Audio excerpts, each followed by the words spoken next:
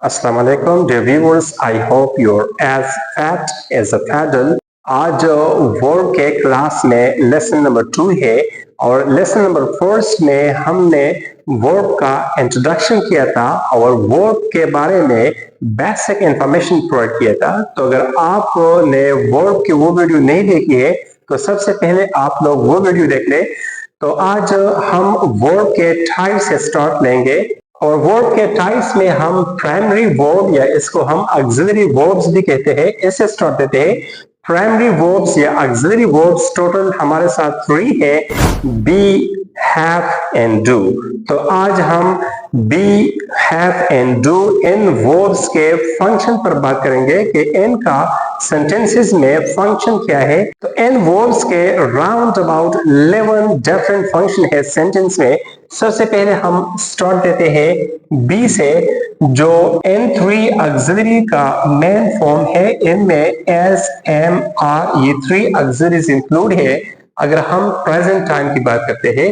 लेकिन अगर हम पास्ट टाइम की बात करते हैं तो फिर बी का हम पास्ट फॉर्म मतलब वाज और वर यूज करेंगे और इसका थर्ड फॉर्म है बैन। तो अब आते हैं बी ऑक्सिलरी वर्ब के फंक्शन की तरफ।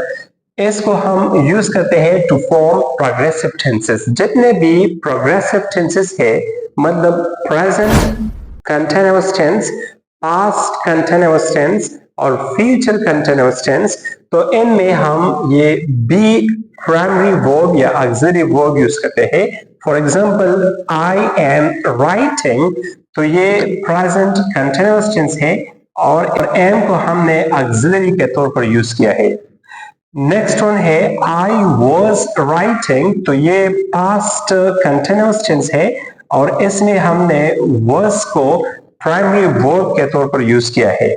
इसका दूसरा फंक्शन है be is used as a linking verb. इसको हम as a linking verb use करते हैं, मतलब सब्जेक्ट और एडिशनल इंफॉर्मेशन को एक साथ लिंक करता है। सपोज शी इज हैप्पी, तो शी सब्जेक्ट है और दरमियान में इज प्राइमरी वर्ब या ऑक्सिलरी वर्ब है और इस ऑक्सिलरी वर्ब ने हैप्पी ये एडिशनल इंफॉर्मेशन मतलब एडजेक्टिव को सब्जेक्ट के साथ लिंक किया है।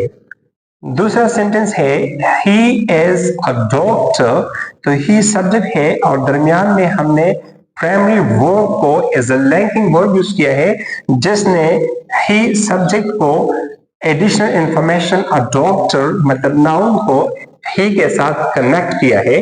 तो बी प्राइमरी वर्ब्स को हम as a linking verb use करते हैं। इसका थर्ड फंक्शन है एज अ मेन वर्ब। इसको हम एज अ मेन वर्ब भी सेंटेंस में यूज करते हैं। सपोज बी अ मैन, इंसान बनो, तो यहाँ पर ये be as a main verb use हुआ है और ये इंपेरेटिव सेंटेंस है क्योंकि इंपेरेटिव सेंटेंस हमेशा मेन वर्ब के बेसिक फॉर्म से स्टार्ट होती है। तो अभी हैव की तरफ आते हैं। ये भी प्राइमरी वर्ब या ऑक्सिलरी वर्ब है और इसका सेकंड फॉर्म है हैड। तो हैव को मोस्टली हम परफेक्ट टेंसेस में मेन वर्ब के साथ यूज करते हैं। इसकी मदद से हम परफेक्ट टेंसेस बनाते हैं।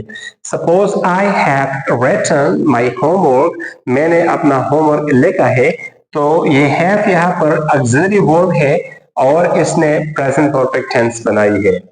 नेक्स्ट सेंटेंस है I had written my homework, मैंने अपना होमवर्क लिखा था, तो यहाँ पर हैड हैव का सेकंड फॉर्म है और इसको हमने यहाँ पास्ट परफेक्ट टेंस में यूज किया है। इसका दूसरा फंक्शन है टू शो पोजीशन, मतलब किसी चीज पर मलकियत एक्सप्रेस करने के लिए भी हम हैव यूज करते हैं।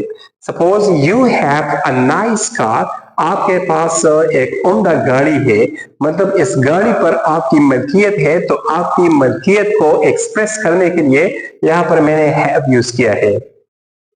और इसका नेक्स्ट फंक्शन है इज अ मेन वर्ब।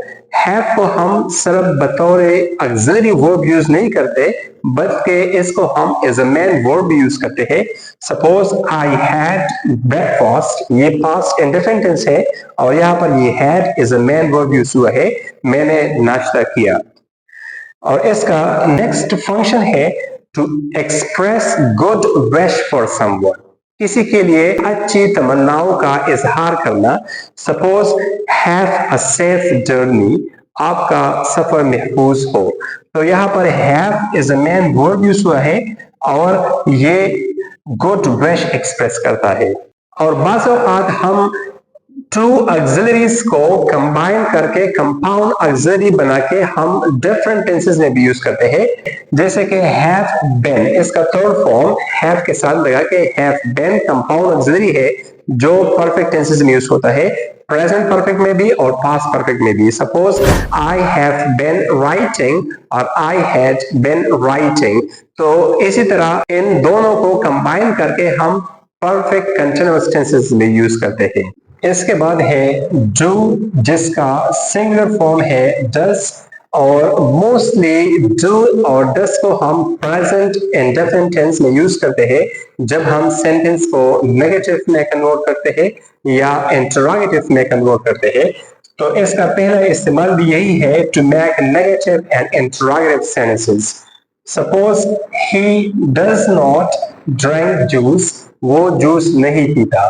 तो यहाँ ये प्रेजेंट इंडेफिनिट टेंस है और इसमें हमने डस को यूज करके इस सेंटेंस को नेगेटिव में कन्वर्ट किया है।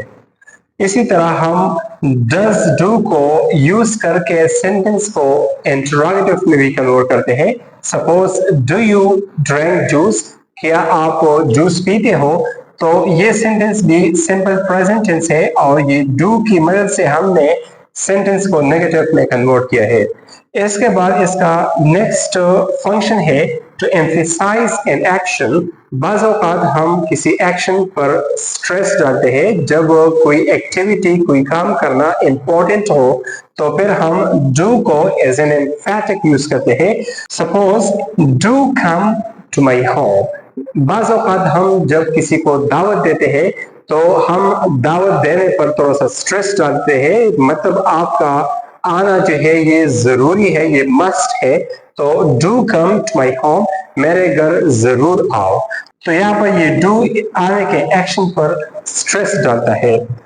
और इसका नेक्स्ट यूसेज है इज अ मैन वर्ब। इसको हम is a main verb use करते हैं। Suppose she does the dishes, वो बर्तन धोती है, या आई डिड माई होमवर्क, मैंने अपना होमवर्क किया।